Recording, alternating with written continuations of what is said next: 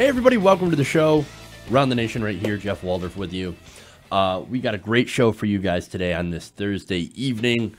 Lots of stuff here. We're going to talk about, of course, Giuliani, more Rudy Giuliani stuff, because this is always fun, collusion, etc. Then we've got shutdown stuff. We'll talk about that, including Trump venting to Mick Mulvaney about how he feels about the shutdown. And then we may have found Mitch McConnell. He's been a little bit missing for this entire shutdown, for the most part, except for, of course, blocking bills to reopen the government. But we found him. And, of course, unsurprisingly, he's pushing more heinous legislation that has nothing to do with the shutdown or ending the shutdown. So we're going to talk about that. We also have a Fed report on the disaster of having student loans and trying for a home. And then Bernie Sanders meets with staffers that accused the campaign, not Bernie Sanders himself, of sexism, etc. So there's some problems. We're going to talk about that because I think that's an important story to talk about. I don't like some of the reaction coming from it, coming from both progressives and from the establishment, obviously. So I want to talk about that. And really kind of dive in to what they're doing and what this is about. So, interesting stuff. Stay tuned. We're going to have a great show. We're definitely going to talk about that. And like I said before, we have Giuliani coming up first. So, that's going to be a fun segment on that. But first, please like and share the stream. Very, very important. This is how you can get the stream out to everybody and get us more viewers or followers and hopefully some subscribers. Speaking of subscribers, what we have is we are less than 300 subscribers away from hitting 100,000. So that is momentous. That is huge. So please share it out. Share out the stream. Share out the clips. It's very important. It's one of the biggest things, best things that you can do. Not only that, but we also have the fundraiser, an update on that. So after we went off the air, we had $500. Let's check it now. Again, this is the camera fund. We have $525. Thank you to Sam Massarella, who donated $25. Thank you so much, Sam. I appreciate that. That goes, of course, to help fund a new camera for Around the Nation. We can do more stuff with that camera. We can give you high quality, high definition video from upcoming campaign rallies that I'm going to be attending here in Michigan. As well as, I don't know, who knows? If we get to a good spot and I get enough money, maybe I can go out to LA for some things. So maybe that's the next fundraiser. Send me out to LA to do some stuff, to meet some people, to talk some issues, see about getting on some of the shows in the network, etc. But we'll see. That's getting a little ahead of ourselves. But we are still trying to raise money for that camera. We have $975 left. So if you want to donate, go to gofundme.com/tytnationcamera. We also have a PayPal link now in the description of the video, paypal.me/tytnation. I think that's what it is. I'm terrible remembering things. But that's how you can donate to the show for like one time or whatever. And of course, we've got our Patreon, patreon.com/tytnation. Okay. Anyway, so that's pretty much all the announcements. Again, check out our one of our sponsors, Microbinge. So microbinge.com. It's a social media site that doesn't spy on you. So that's kind of cool. They don't, unlike Zuckerberg, they don't give your stuff over to the government, which is great. And they're also, I think, trying to work with setting up crowdfunding, etc. So that's fun stuff. All right. Anyway, that said, let's get to the news. Hey, now my buttons work today. Great.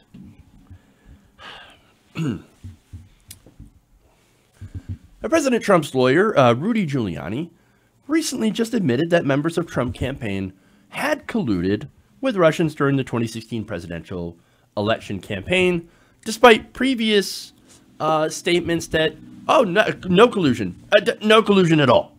Now, recently, when he was on CNN arguing with Chris Cuomo, he said this. Let's take a look. False reporting is saying that there has been no suggestion of any kind of collusion between the campaign and any Russians. Because now you have Paul Manafort giving poll data that winds up leading to this coincidence. Well, you just misstated my position. I never said there was no collusion between the campaign or between people in the campaign. Yes, I have no idea if I have not. I said the President of the United States.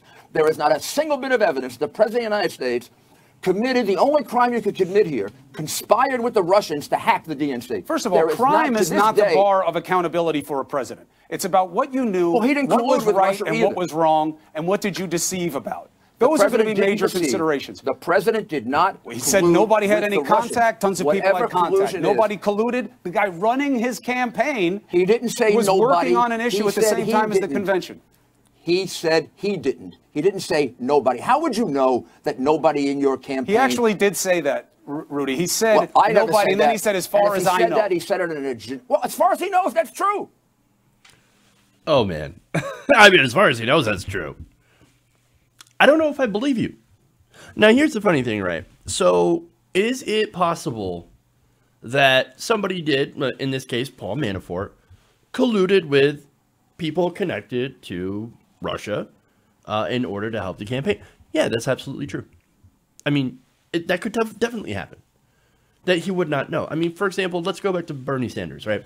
Now, Bernie Sanders, there were people in Bernie Sanders' campaign, staffers, that were saying, "Hey, we got sexually harassed," and there's staffers that kissed people allegedly, of course, that didn't want it, and then there was pay disparities, etc. Right? I mean, Bernie Sanders says, "I didn't know about it." Now, I believe him. I believe him 100%. Now, the same thing is, he didn't know. He said, "I didn't know that." Happened. I was too busy running around the country trying to spread my message. Again, I believe him 100% because Bernie Sanders is very genuine. However, with Trump's record, that makes me a little bit skeptical of when he says, "Oh, I didn't know, I had no idea," or when his lawyer says, "I had no idea," especially considering a lot of his past statements. But look, we're trying to be fair. We're trying to be factual. Obviously, I'm not a friend of the president. I don't like the president, but we have to see where the facts are, right? That said, I don't even think Rudy Giuliani knows where the facts are. So, in fact, just a couple of months ago, Trump, I believe it was Giuliani, right? Giuliani told Axios, quote, "I don't think they have evidence of collusion of any kind." Well, I mean, look, things have changed. Paul Manafort has been shown to have actually actively colluded.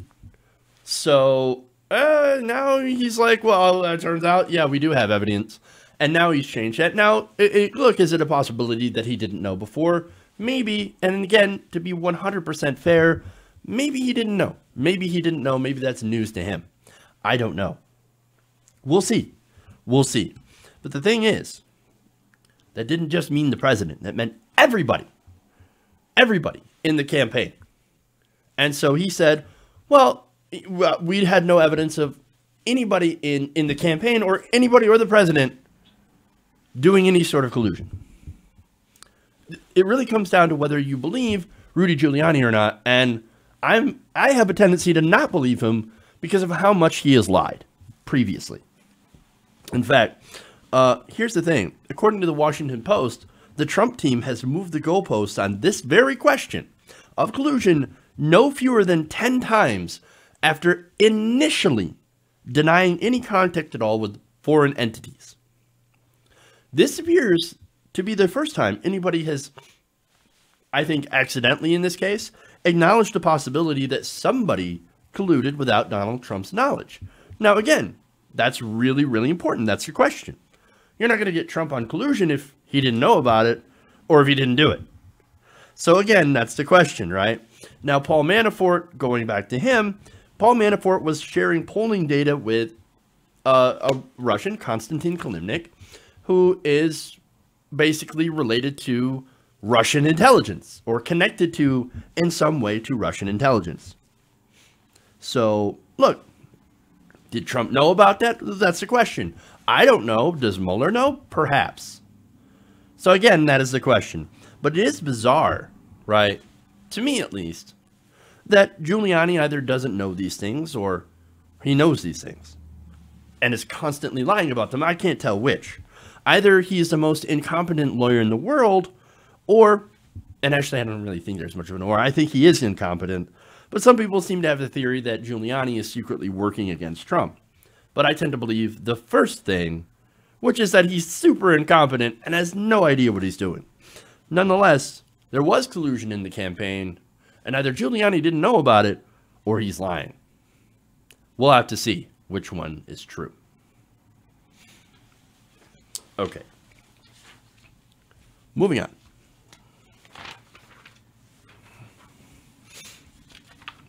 More Giuliani. All right.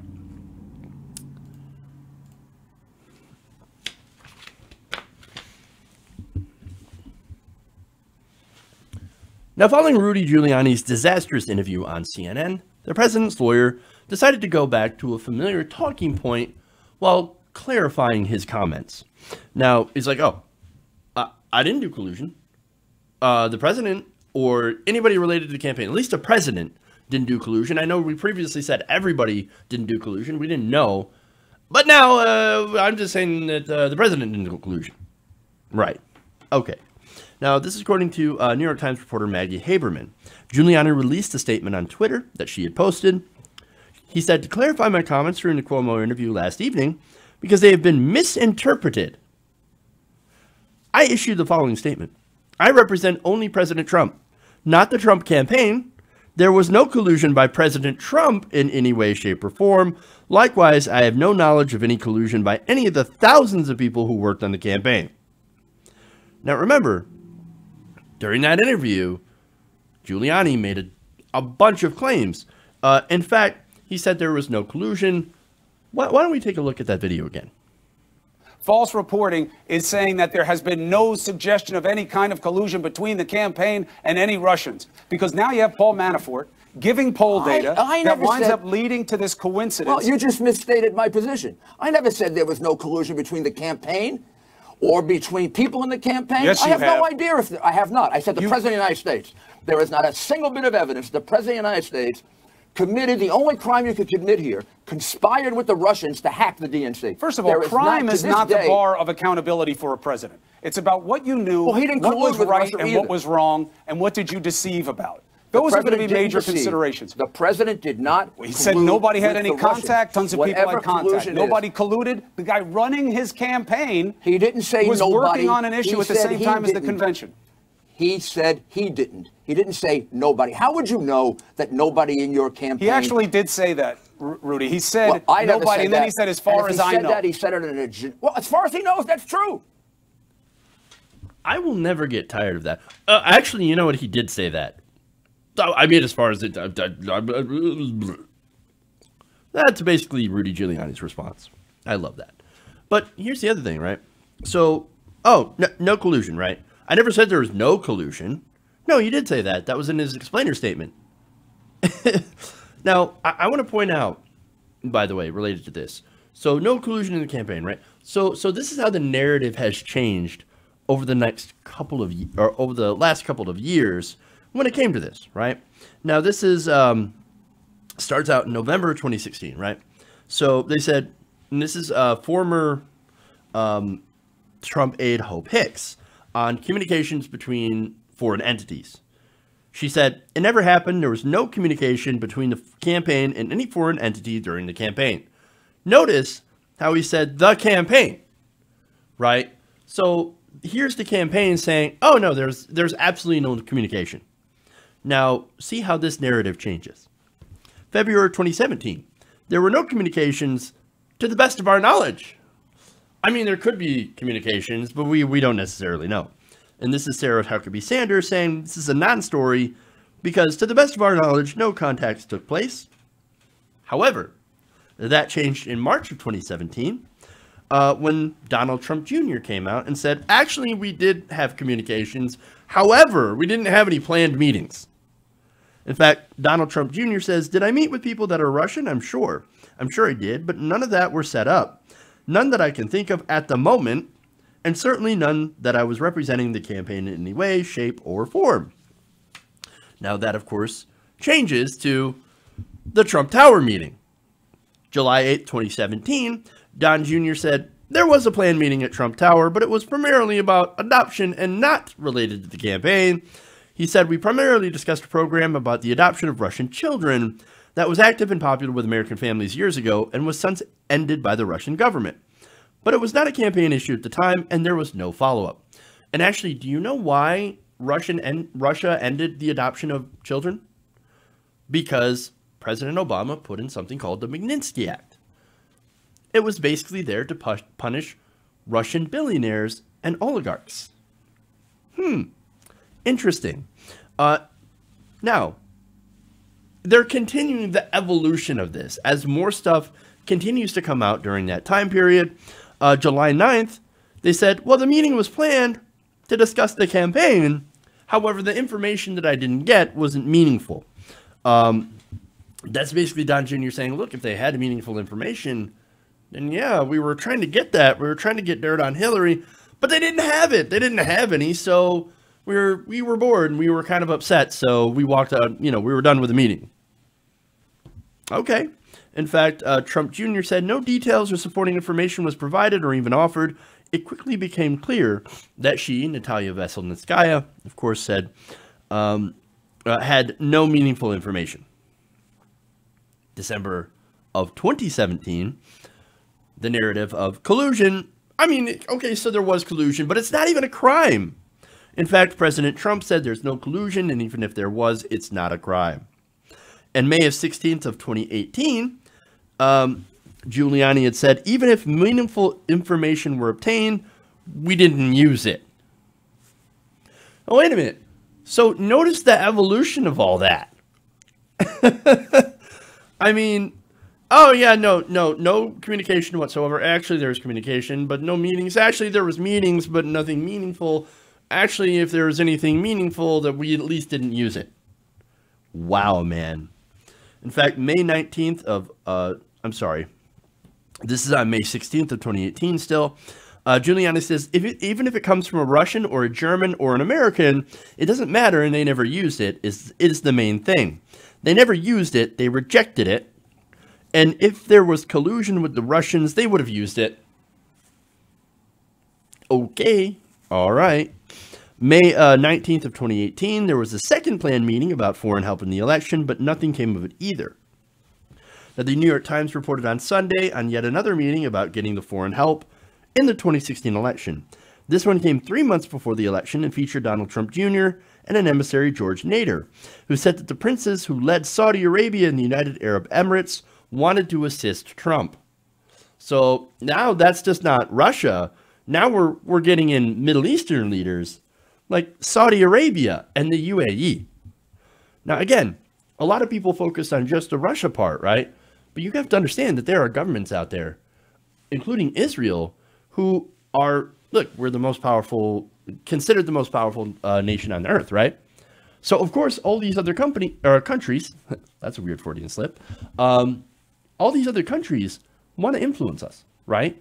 And so it just happens that in this case, allegedly, you have one country that was actually far more successful because the current GOP candidate at the time and now president of the United States was far more receptive to said help.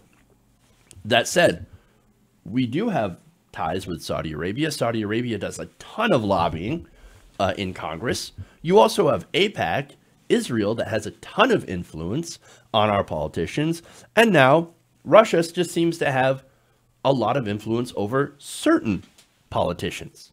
So, look, I think all of that is a problem. I think Israel having a lot of influence in our government is problematic. I think Saudi Arabia having a lot of influence in the government is very problematic. But we never talked about that until we talked about Russia. And why the focus is on Russia instead of also talking about these other things, that's sort of my problem with this whole thing. But nonetheless, my problems aside, or my issues aside with this, this is a major problem. So all of this is a major problem. Now, finally, we've got more, right? We have more. One more here. Now, this is Alan Figueres, Trump Jr.'s attorney, right? They said, quote, they pitched Mr. Trump Jr. on a social media platform or marketing strategy who was not interested, and that was the end of it. That's their defense, right? There's more. July 16 of 2018, they said Trump couldn't collude because Trump didn't know Putin at all. Well, now, wait a minute here. So these meetings, which is interesting, he didn't know Putin at all, right? Oh, I didn't know him personally. Are you sure? Why then are you, or have you been caught? And this is afterwards, of course. Why did you get caught basically hiding your notes every time you've met with Putin? Isn't that weird? That's weird. That's sketchy as hell.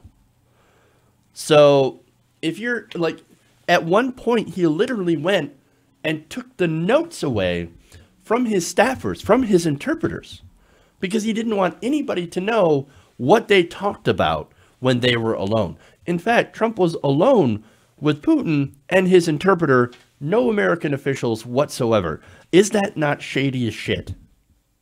It is to me. It's super shady. Oh, but no. He didn't know Putin at all.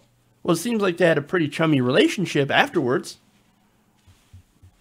And that, of course, he has been an advocate for Russia. And so that's weird. Now, so look, here's the thing, right? There's more. We've got all of these excuses coming out, right? With ending with Giuliani arguing that collusion is not even a crime.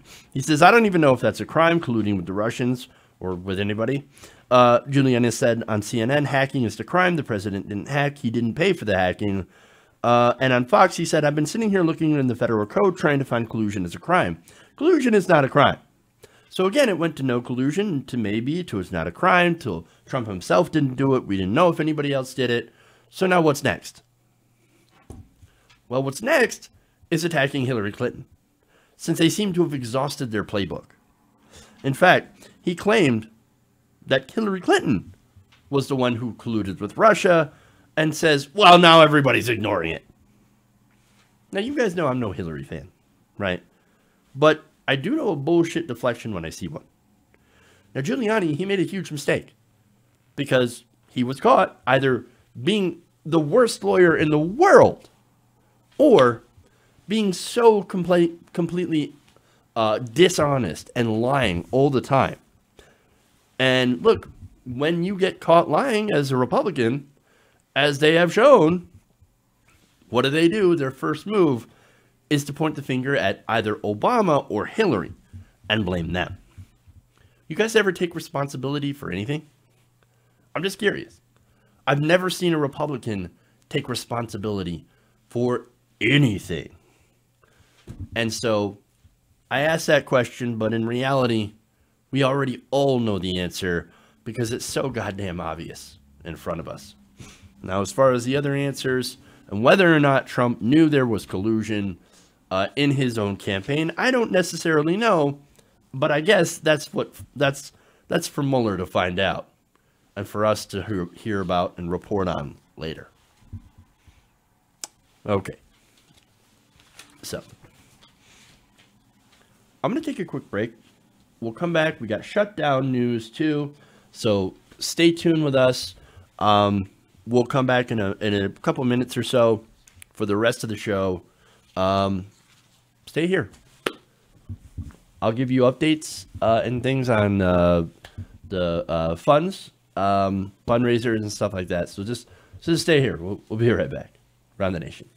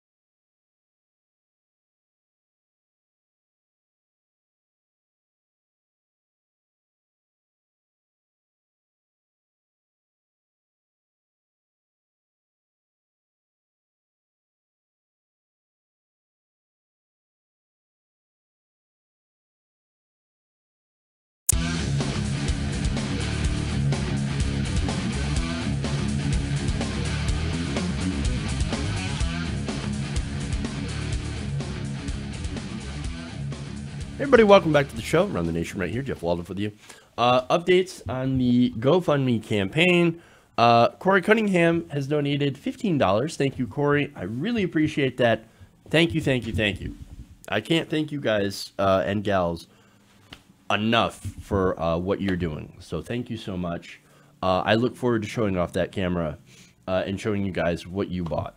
So thank you so much. All right. Now, speaking of funding here, Ronnie Lama Richardson with a very, very generous super chat says, here's to help with the camera. Thank you so much, Ronnie. And Zarp says, love your show. I'm a fellow Michigander in the Grand Rapids area. Hey, all right. Love those fellow Michiganders. You rock, dude. He says, do you think Trump will win Michigan again in 2020? I don't think so, personally. Really, it kind of depends who's running on the Democratic side. I'm not entirely sure. I mean, we've got a lot of you might know this, you might be aware of this, but we have a lot of like really conservative people in the state. I mean, really conservative, rural, Trump voting, Trump loving people in this state. So I don't know. It would really depend, I think, on who the Democratic nominee is. And this is just my personal belief. But I think if Bernie Sanders were the Democratic nominee, then I think Trump would lose in this state. Because, look, Bernie Sanders is able to pick up independents and Republicans as well as progressives. And a lot of people look at him and they see what they see as authenticity. And, of course, what progressives see is a long history of fighting for the right issues. And so if it were Bernie Sanders, well, then almost definitely, I think that Trump would lose Michigan. If we end up having somebody like Kamala Harris, then here goes the Rust Belt states going right back to the Republicans, right back to Trump, because what we have in Kamala Harris is somebody who was basically Hillary 2.0. I guess without the super unlikability, but as far as people not believing her, look, the whole stable of Democratic primary, people that have already announced generally kind of sucks. And Tulsi Gabbard's probably the best of them, both Tulsi Gabbard and Elizabeth Warren, although both of them have significant problems. So there's a little bit of hawkishness on the part of Tulsi Gabbard. I think TYT broke that down pretty good yesterday on some of her positions and whether or not she would do intervention, which if you're an anti-war progressive, you might want to take a look at those positions and see whether or not those positions are warranted. And of course, there is her personal beliefs that are not anti-LGBT, although it is important to look at the policies that she has been in favor of. And it's really up to you to make the decision of whether or not you're comfortable with somebody holding personal views while also voting in favor of things that go against her own personal views. And for example, if somebody is anti-abortion personally, but also votes to protect things like Roe v. Wade and access to abortion, then I think it's up to you to make the decision of whether you think that's something that you would be okay voting for. And so, anyway, other than that, I think Beto is freaking terrible. Beto's terrible. In fact, the Root, the Root, right? Generally, they're establishment, African-American publication, always going after Bernie Sanders and progressives. Now, they actually hit Beto. Beto. They went after Beto. Because, of course, he signed a bill that was anti-Black Lives Matter. So, look, even those guys are turning on Beto. So, I think he's going down. He's probably going to go down really fast. So, that's fun. Okay. Anyway, thanks for that question. I appreciate that. And I appreciate the super chats. Thank you so much, guys. All right, let's get to more stuff. Shutdown news. All right. That's the wrong one. I actually don't want to go to that one yet. Here we go.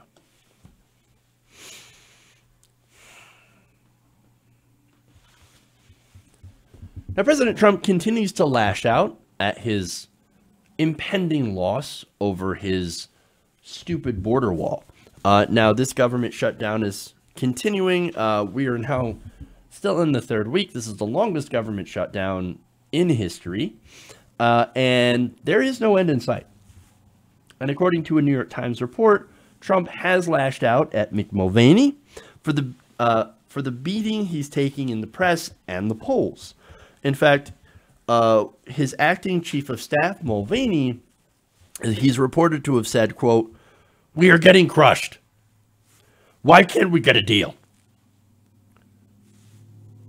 Well, look, hey, if you're wondering why you can't get a deal, maybe you should look into a mirror or something. I mean, because here's the thing. A deal would look like something like, I don't know, the Democrats giving $1.3 billion for border security in exchange for reopening the federal government. Now, that border security money would end up going to mostly a fence. So border fencing, right? Now, a fence is kind of like a wall, I guess. Close enough to it. And it would do basically the same thing that a wall would do, which is almost nothing, but at least it's only $1.3 billion. Now, I have it on good authority that both Republicans and Democrats would take that deal. You know why? Because they already passed that deal. That was one that went through Congress, and it passed, and Trump has refused to sign it. Why? Because he was bullied by Rush Limbaugh and Ann Coulter, of all people, right? So, look, the problem is you. The problem is you, Trump. And that's the thing. The American people know the problem is Trump. They knew that the fault of the shutdown is his. According to a recent CNN poll, 55% of Americans are saying Trump is responsible for the shutdown. 32% blame the Democrats, which I think is insane because it's very, very clear that it is Trump's fault. He's saying, why can't we get a deal? Well, you know what that means to him? Why don't the Democrats fold? Why don't the Democrats fold and make me look good? And make me look very strong? Well, you have the weak hand here. Because earlier, you basically admitted on camera that, hey, I will be proud and happy to shut down the government over border security. That's what you said. That's what you said. And now, what now that it's unpopular, or has always been unpopular, but now that you know how unpopular it is, and you're taking a hit for it, now you're saying, well, why can't we make a deal? Why can't we make a deal? Well, the deal is you. That's the problem, is you. You're standing in the way of a deal. Just sign what you've been given already, because you know you're not going to win this one. And by the way, on to Mitch McConnell here for a second. Now, Mitch McConnell, he does not want to bring this up in the Senate. Why? Because he knows that he will end up losing the vote, and because there are enough senators, or they believe that there is enough senators that will vote to reopen the government that would override a presidential veto. Now, he doesn't want to do that to Donald Trump. Why? Because he's up for election in 2020. So this comes down to both politics on the part of Mitch McConnell and ego on the part of Donald Trump. It's insane. Insanity. I mean, anyway, more poll results here. 9% of respondents say both sides are responsible. And I'm going to get to who those are. Democrats, of course, are unified in their blame towards President Trump. 89% blame Trump. I'd love to see the Democrats that are blaming the Democrats for it. Okay. Republican rank and file members blame the Democrats 65% to to 23% who blame Donald Trump. So at least more Republicans are like, nah, dude, Trump owns this shit, so he better do something to fix it. Independents are more apt to blame Trump, 48 to 34, and are most likely to say both sides are responsible. Saying that, I don't know, both sides, that's not the cool thing to do. Because it is very, very clear that that Trump is at fault. I mean, that's what it is. This is the guy who said at the beginning, I will be more than happy to shut down the government. And he did. And now he's saying, oh, we can't get a deal. We're getting crushed in the press. Well, dumbass, all you have to do is sign the bipartisan bill that already passed. That's it. That's it. That's all you have to do. And you could finally say, okay, we made a deal. And it's a great deal. It's a tremendous deal. It's not like your followers will believe anything or won't believe anything you say anyway, because they do. Just say, I got the most tremendous deal that I could get from the Democrats. The Nancy Pelosi, tough negotiator. But you know what? I ended up getting some funding for border security. That's all he has to come out and say. But no, he wants it all. He wants it all. But why? He can just sign this, though. This whole thing can be over, and let's move on with our lives. Let's move on, okay? Now, I'm sure people are saying, yeah, but why don't the Democrats just give him what he wants? Well, because if you give this guy an inch, he will take a mile. The next time that he ends up wanting something, more funding for his wall, because $5.7 billion, it's not going to cover the wall.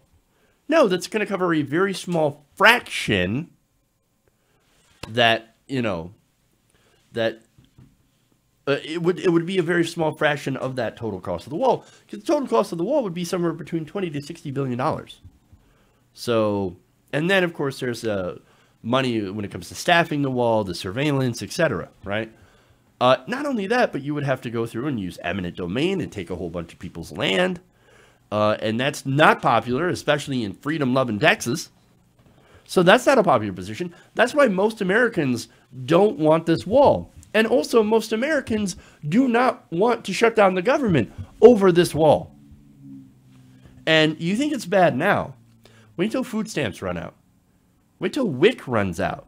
That's going to happen as well. So now what? Now what? You still want this wall? Is this the hill that you want to die on? That's what they want. That's what they want. The thing is, again, on stuff that he would want, say the Democrats do fold and give him $5.7 billion.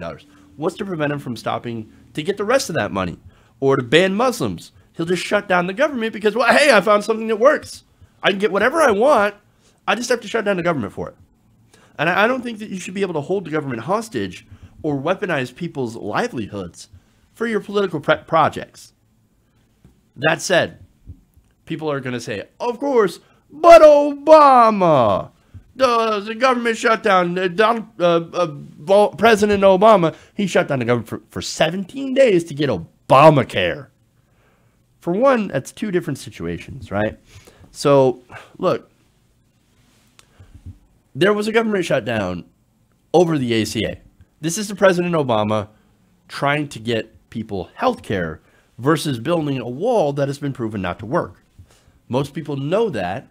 Most people do support getting better health care. They didn't necessarily support the ACA because I think a lot of people didn't thought that it didn't go far enough. And that's the problem. 70% of Americans want single payer. So again, it's not the same sort of situation here where you have clearly one president saying, no, I don't want to have the government open so until I get my wall, which again is part funding for the wall, versus another president that says, look, I want to make a deal, but I also want to give Americans health care, and you guys decided to shut down the government over it. It's very different. So when it comes to who's being crushed on this deal, on this issue, well, if you're getting crushed, well, then you only have one person to blame, and it's yourself. Okay.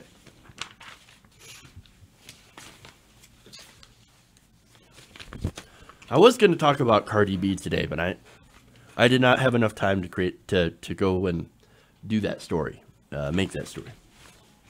Okay.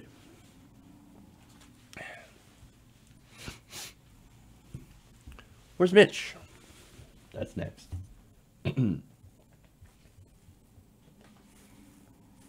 Nope. Here we go.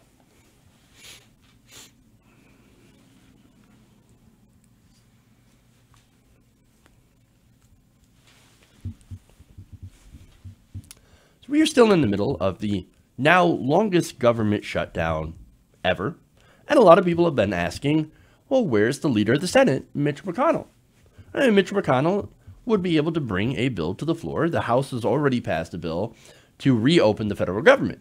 All it takes is for the Senate to take it up and then have the power to override a presidential veto. Now, again, that would take a large majority of the Senate, but from what I've been hearing about how bad Republicans do want to reopen the government to avoid, of course, disastrous polling, it shows that Americans are, for the most part, against this shutdown and are blaming Republicans for it. Well, you have Mitch McConnell that has basically disappeared. Where is Mitch? In fact, AOC, Alexandria Ocasio-Cortez, on Twitter made the hashtag Where's Mitch after she literally tried chasing him around the Capitol building, trying to find the guy in order to get him to actually try to do something to reopen the government. Now, Mitch McConnell, it appears we have found him. Apparently, Senate Republicans have decided, instead of taking up a bill to reopen the government, to consider a bill to codify existing restrictions on abortions. Oh, great. Oh, so that's where he is. Now, this bill would codify the Hyde Amendment, which is a provision that passes annually and prohibits federal Medicaid dollars from covering abortion, except in cases of rape, incest, or life endangerment, among other things. Now, that bill is very, very unlikely to get the 60 votes it needs. So, wait a minute. Now, that's important. Remember that tidbit as we continue further into the explanation. Now, the vote, interestingly enough, comes ahead of this weekend's March for Life rally.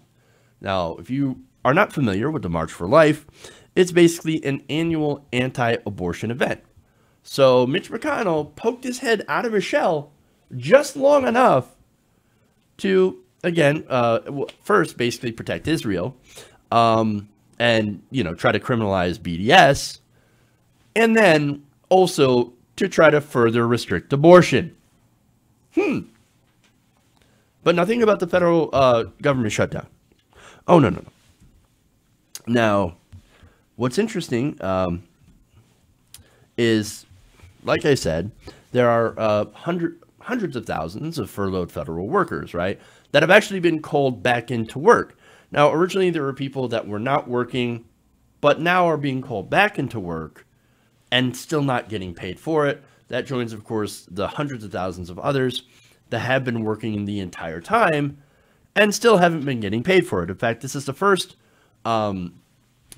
pay period of which we see that government workers have not actually gotten paid.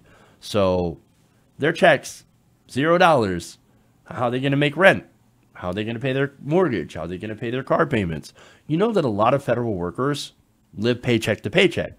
So this first paycheck being missed is already devastating to them. And yet Mitch McConnell, what is he focusing on? Well, I got to focus on my pro-life bona fides.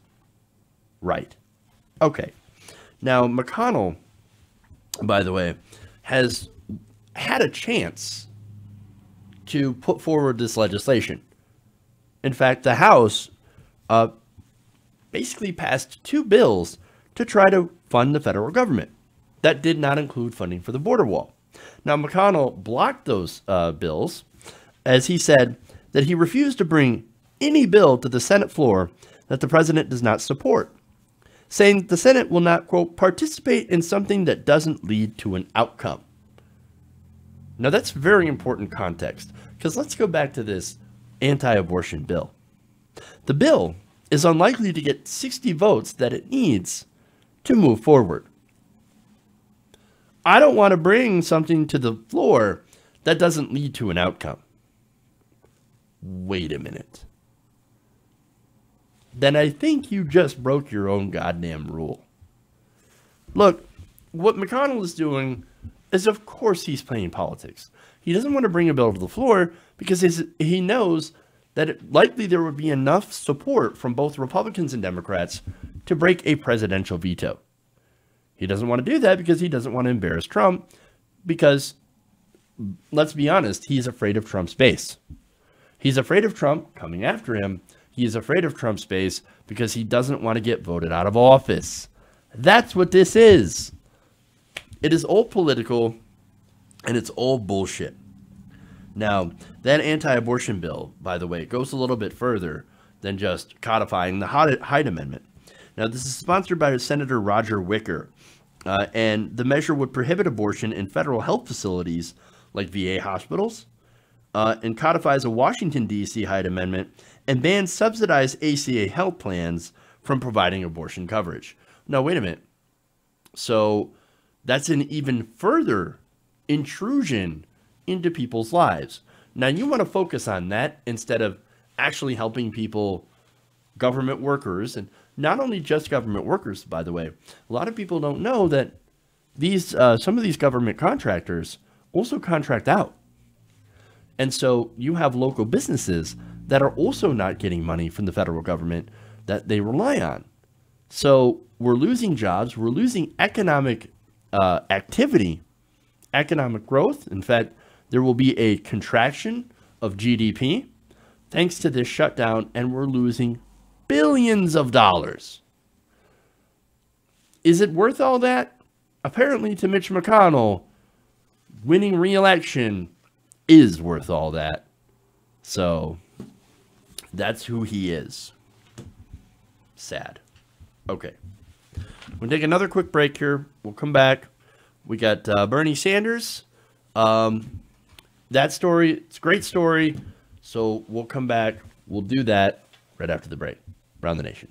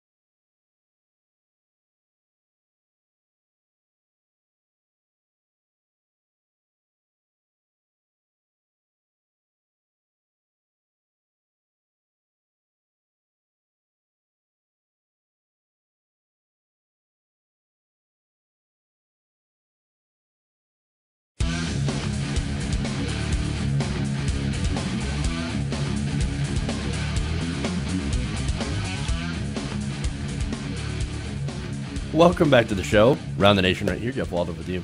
Got another donation to the campaign. Rondell Rosario donated $25 to the camera campaign. We're at 565. So thank you guys. You rock. Thank you, all of you. You're amazing people. Also, I love how nerdy the chat has gotten. I glance at it. I look at it during the show. And during some of the breaks, see what you guys are saying. And you guys are talking about starting some D&D campaign or something, which is great. I love that. The Lich McConnell. That's pretty good. Except in order to be a Lich, you'd have to be really smart. I don't know. We'll see. We'll see if that's true. But I do love how nerdy you guys are. You guys are great. It just makes me think of, what would I do? I mean, you can go dual-handed barbarian or paladin. I don't know. We'll have to see. I would either want to dual wield something or be sword and board, but that's me. Or two-handed sword. But again, that's me. All right. Anyway, let's go to the final story here before we run out of time.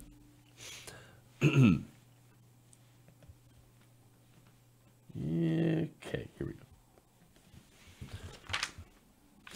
Where is that story, actually? I had that story here somewhere, and I believe I lost it. How did I lose that? Hold on. Because I had a story on housing somewhere, and I think I lost it in my notes. Oh, yeah, here it is. Shit. I'm losing my stuff. Okay.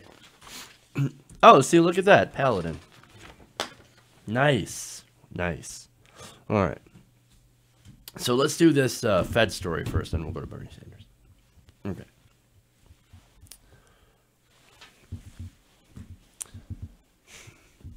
So apparently, millennials are now killing homeownership. At least, of course, that's what happens whenever you ask somebody who's a boomer or part of the establishment press, who doesn't seem to understand the problems facing the millennial generation. Well, it turns out the Federal Reserve was one of those organizations until they actually decided to look into the numbers. And then they realized, it turns out millennials aren't buying homes because they happen to be broke. Fascinating. Now, this new paper published by the Fed is connecting rising student debt to dropping home ownership among young Americans between 2005 and 2014. Now, shocker, right? So now, the collective amount, just to give you some context, of American student loan debt is now at $1.5 trillion. That's more than credit card debt. That's more than student loans. So it's not shocking that this is something that's preventing people my age and, younger from getting a home. So now here's the thing. We're in the process of trying to get a home. And let me tell you what, it is very difficult.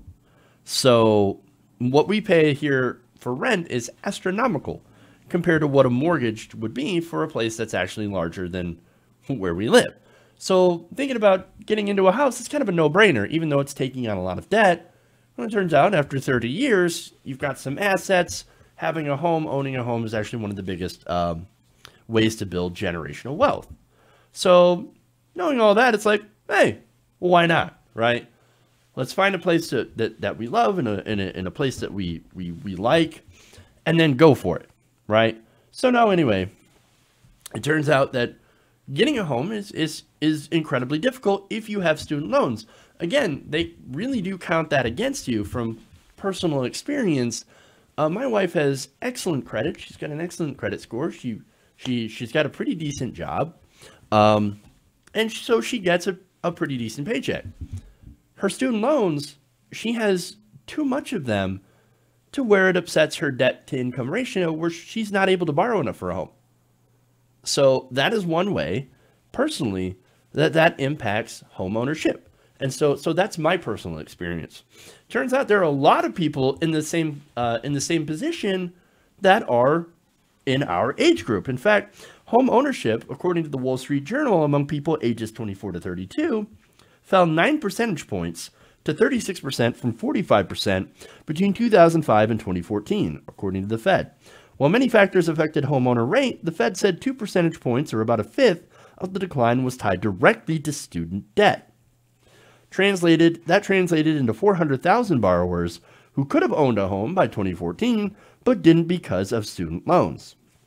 Now, of course, As one of the ways that I explained, having student debt made it difficult to get a mortgage. Now that impacts your credit score. It makes it go down, obviously. But not only that, but making student loan payments is incredibly expensive. So again, I pay student loans, my wife pays student loans. So that's a significant chunk of our income that goes to repaying those loans. Now, look, we made those loans, we got those loans. And so, yeah, right now, like, we have to repay them.